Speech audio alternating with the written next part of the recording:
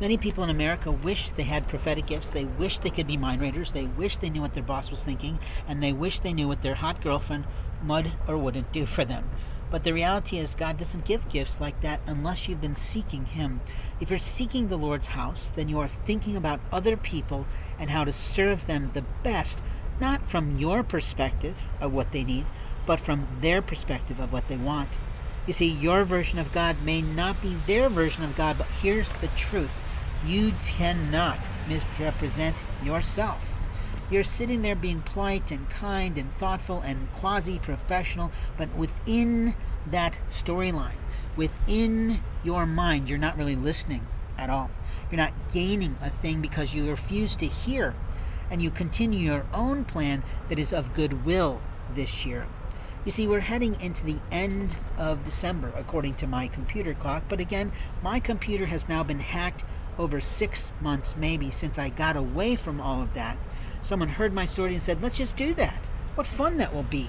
And they've deleted all kinds of intellectual property, costing me jobs, costing me opportunity, costing me money, costing me income, costing me business revenue, and costing me a lot of stress, a lot of healthcare problems, and openly none of which I asked for, none of which I needed, none of which can be easily repaired with just a few paltry dollars that the shitbag black communities of Satan, regardless of their view of my life, which is not their business in truth, but regardless is what they do is to try to play with you.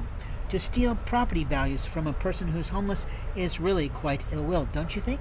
I mean, how much do you know about God, and how prepared are you for the afterlife? I usually ask people who are of faith, or claim to be of faith, or claim to be Christian, or even claim to be Muslim. I say, what do you know about the afterlife, and how are you prepared to meet Jesus, or Muhammad in your case, in front of your life? In other words, will God say, wow, you did an amazing job for me representing Christianity, representing Muslimism, whatever that is, or representing the angels of the Lord's house.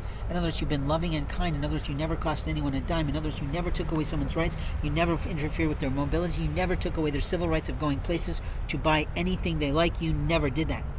Or did you do that? Did you think that that person being in your vision space was somehow a problem to your life? Did you lie to yourself about your rights over that person's life? Did you humiliate yourself, implying that that person was somehow impeding your business? Not true.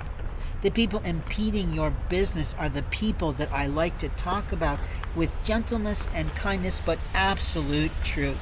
That someone unlike me who's sitting outside a shop because the city ordinance allows them to be salesmen of their life, or what we call solicitors, will sit and do a marvelous drone at people, constantly muttering from the mouth, getting those people to give away their discretionary dollars in love and kindness and philanthropic acts, which they have the right to choose, absolutely.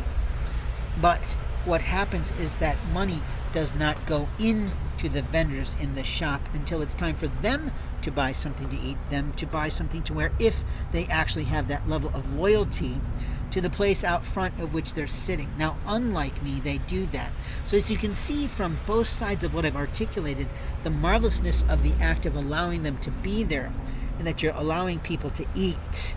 God forbid a human being starve in front of your house. But at the same time, what you might be doing with the money that you really are in generous opportunity to give them at Christmas time and in the holidays, you might be funding their drug addictness. Now, I cannot speak to who is who and what they do with their money. I can only speak to the insults I receive on a regular basis from community people, Catholics, and police, and marvelous property managers that think that they are made of money.